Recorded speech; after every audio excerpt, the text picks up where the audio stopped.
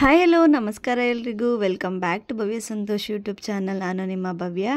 ನಾನಿವತ್ತು ನಿಮ್ಮೆಲ್ರಿಗೂ ಕೂಡ ತುಂಬ ಈಸಿಯಾಗಿ ಹಾಗೆ ತುಂಬ ಟೇಸ್ಟಿಯಾಗಿ ಸ್ಪೈಸಿಯಾಗಿ ಆಲೂ ತವಾ ಫ್ರೈ ಮಾಡೋದು ಹೇಗೆ ಅಂತ ಹೇಳಿ ತೋರಿಸ್ಕೊಡ್ತಾ ಇದ್ದೀನಿ. ಇದೊಂದು ತುಂಬಾ ರುಚಿಯಾಗಿರುವಂತಹ ರೆಸಿಪಿ. ಹಾಗೆ ಇದನ್ನು ಹಾಗೆ ಕೂಡ ತಿನ್ಬೋದು ಅಥವಾ ಸೈಡ್ ಡಿಶ್ಶಾಗಿ ಕೂಡ ಉಪಯೋಗಿಸ್ಕೋಬೋದು. ತುಂಬ ಅಂದರೆ ತುಂಬ ಚೆನ್ನಾಗಿರುತ್ತೆ. ಒಂದು ಸರಿ ಮಾಡಿದ್ರೆ ಪದೇ ಪದೇ ಇದೇ ಥರ ಮಾಡ್ತಾ ಇರಬೇಕಂತ ಅನಿಸ್ತಾ ಇರುತ್ತೆ. ಆ ರೀತಿಯಾಗಿರುತ್ತೆ ಈ ರೆಸಿಪಿ. ಬನ್ನಿ, ಹಾಗೆ ಎಲ್ಲೂ ಸ್ಕಿಪ್ ಮಾಡೋದಕ್ಕೆ ಹೋಗಬೇಡಿ, ಪೂರ್ತಿಯಾಗಿ ವಿಡಿಯೋನ ನೋಡಿ. ಮತ್ತು ನನ್ನ ಚಾನಲ್ನ ಫಸ್ಟ್ ಟೈಮ್ ವಿಡಿಯೋ ನೋಡ್ತಾ ಇದ್ರೆ ನನ್ನ ಚಾನಲ್ನಲ್ಲಿ ಸಬ್ಸ್ಕ್ರೈಬ್ ಮಾಡ್ಕೊಂಡು ವಿಡಿಯೋ ನೋಡಿ ಅಂತ ಹೇಳ್ತಾ ಬನ್ನಿ ವ್ಲಾಗ್ನ ಶುರು ಮಾಡೋಣ. ನಾನೀಗ ಫಸ್ಟಿಗೆ ಇಲ್ಲಿ 1-2-3 ಆಲೂಗಡ್ಡೆನ ತೊಗೊಂಡು ನೀಟಾಗಿ ವಾಶ್ ಮಾಡಿ ಅದರಲ್ಲಿರುವಂಥ ಸಿಪ್ಪೆನ ತೆಗೆದು ಸ್ಲೈಸಾಗೆ ಕಟ್ ಮಾಡಿಕೊಂಡು ನೀರಲ್ಲಿ ಹಾಕಿ ತೆಗೆದಿಟ್ಕೊತಾ ಇದ್ದೀನಿ. ಇದನ್ನು ಯಾವ ರೀತಿಯಾಗಿ ಕಟ್ ಮಾಡ್ಕೋಬೇಕು ಅಂದರೆ ಚಿಪ್ಸ್ ಮಾಡ್ತೀವಲ್ಲ ಆ ರೀತಿಯಾಗಿ ಸಣ್ಣದಾಗಿ, ಅಷ್ಟು ಸಣ್ಣದಾಗಿ ಕಟ್ ಒಳಗೋದಕ್ಕೆ ಹೋಗಬಾರ್ದು. ಸ್ವಲ್ಪ ಮಂದಕ್ಕೆ, ಸ್ವಲ್ಪ ದಪ್ಪ ಸೈಜಲ್ಲಿ ಕಟ್ ಮಾಡ್ಕೋಬೇಕಾಗತ್ತೆ. ಹಾಗೆ ಮುಂದೆ ತೋರಿಸ್ತೀನಿ ನೋಡಿ ಯಾವ ಸೈಜಲ್ಲಿ ಕಟ್ ಮಾಡ್ಕೋಬೇಕು ಅಂತ ಹೇಳಿ. ಈಗ ನೋಡ್ತಾ ಇರ್ಬೋದು ನೀವು, ಇಷ್ಟು ಒಂದು ಮಂದಕ್ಕೆ ಸೈಜಲ್ಲಿ ಕಟ್ ಮಾಡಿಕೊಂಡ್ರೆ, ದಪ್ಪ ಸೈಜಲ್ಲಿ ಕಟ್ ಮಾಡಿಕೊಂಡ್ರೆ ಸರಿ ಹೋಗುತ್ತೆ. ತೀರಾ ಚಿಕ್ಕದಾಗಿ ಸಣ್ಣದಾಗಿ ಕಟ್ ಮಾಡ್ಕೊಬಿಟ್ರೆ ಅದು ಎಣ್ಣೆಯಲ್ಲಿ ಫ್ರೈ ಮಾಡುವಾಗ ಜಾಸ್ತಿ ಕ್ರಿಸ್ಪಿನೆಸ್ ಬಂದ್ಬಿಡುತ್ತೆ. ಹಾಗಾಗಿ ಸ್ವಲ್ಪ ಮಂದಕ್ಕೆ ಕಟ್ ಮಾಡಿಕೊಂಡ್ರೆ ಚೆನ್ನಾಗಿರುತ್ತೆ ತಿನ್ನುವಾಗ. ಹಾಗೆ ಈ ಆಲೂಗಡ್ಡೆಯಲ್ಲಿ ಸುಮಾರು ರೀತಿಯಲ್ಲಿ ಪಲ್ಯಗಳು, ಫ್ರೈಗಳು ಎಲ್ಲನೂ ಕೂಡ ಮಾಡ್ಬೋದು. ತುಂಬಾ ಟೇಸ್ಟಿಯಾಗಿರುತ್ತೆ. ಸುಮಾರು ಜನಕ್ಕೆ ಆಲೂಗಡ್ಡೆನ ತಿನ್ನೋದಕ್ಕೆ ತುಂಬಾ ಇಷ್ಟ ಆಗುತ್ತೆ. ಅಂಥವರಿಗೆ ಈ ಥರ ಪಲ್ಯ ಏನಾದರೂ, ಫ್ರೈ ಏನಾದರೂ ಮಾಡಿಕೊಟ್ರೆ ಇನ್ನೂ ತುಂಬಾ ಚೆನ್ನಾಗಿ ಇಷ್ಟಪಟ್ಟು ತಿಂತಾರೆ ಅಂತಲೇ ಹೇಳ್ಬೋದು. ಕಟ್ ಮಾಡ್ಕೊಂಡಿದ್ದಾದಮೇಲೆ ಅದನ್ನು ನೀರಲ್ಲಿ ಹಾಕಿ ಸೈಡಿಗೆ ಎತ್ತಿಟ್ಕೊತಾ ಇದ್ದೀನಿ ಸ್ವಲ್ಪ.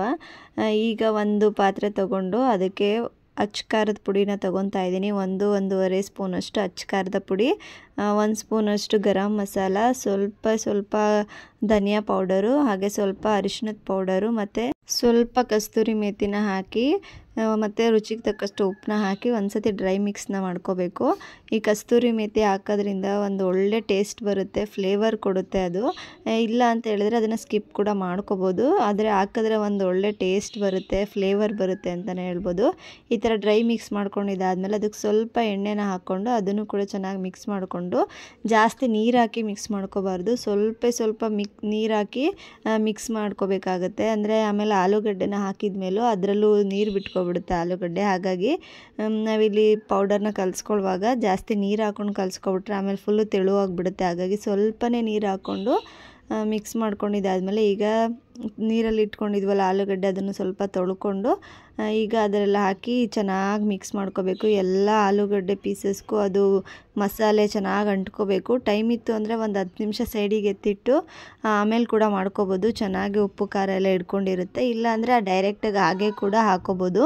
ನೆಕ್ಸ್ಟ್ ಈಗ ನಾವಿಲ್ಲಿ ತವಾ ಫ್ರೈ ಮಾಡ್ತಾ ಇರೋದ್ರಿಂದ ತವಾಗೆ ಸ್ವಲ್ಪ ಬಿಸಿ ಆದಮೇಲೆ ಎಣ್ಣೆನ ಹಾಕೊತಾ ಇದ್ದೀನಿ. ಫ್ರೈ ಮಾಡೋದಕ್ಕೆ ಸ್ವಲ್ಪ ಎಣ್ಣೆ ಆದರೆ ಸಾಕಾಗುತ್ತೆ. ಎಣ್ಣೆನ ಹಾಕಿ ಎಣ್ಣೆ ಕೂಡ ಬಿಸಿ ಆದಮೇಲೆ ಒಂದೊಂದೇ ಆಲೂಗಡ್ಡೆ ಪೀಸಸ್ನ ಈ ಥರ ಹಾಕ್ಕೋಬೇಕಾಗುತ್ತೆ ತವಾದ್ಮೇಲೆ. ಆ ವಿಡಿಯೋ ಸ್ವಲ್ಪ ಸ್ಕಿಪ್ ಆಗಿದೆ, ಹಾಗಾಗಿ ಇಲ್ಲಿಂದ ಕಂಟಿನ್ಯೂ ಮಾಡಿದ್ದೀನಿ. ಎಲ್ಲ ಆಲೂಗಡ್ಡೆನೂ ತವಾ ಮೇಲೆ ಹಾಕ್ಕೋಬೇಕಾಗುತ್ತೆ. 1-2 ನಿಮಿಷ ಬಿಟ್ಟು ಈ ಥರ ಒಂದೊಂದನ್ನೇ ಉಲ್ಟಾ ತಿರುಗಿಸ್ಕೋಬೇಕಾಗತ್ತೆ. ಇದನ್ನು ಮೀಡಿಯಮ್ ಫ್ಲೇಮಲ್ಲೇ ಮಾಡ್ಕೋಬೇಕು, ಯಾಕಂದರೆ ಆಲೂಗಡ್ಡೆ ಬೇಯೋದಕ್ಕೆ ಸ್ವಲ್ಪ ಟೈಮ್ ತಗೊಳುತ್ತೆ. 1-2-3 ನಿಮಿಷ.